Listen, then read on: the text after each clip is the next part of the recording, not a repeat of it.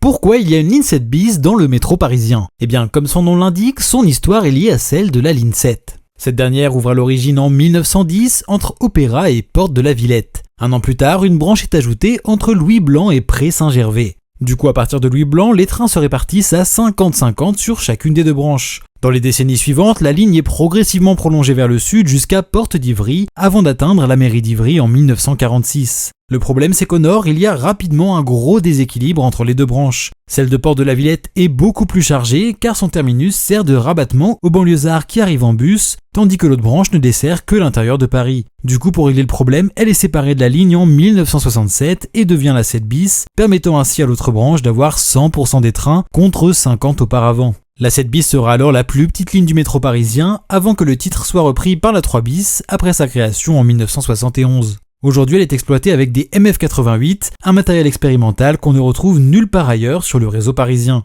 Mais prochainement, ils prendront leur retraite pour laisser place à des nouveaux trains, les MF19.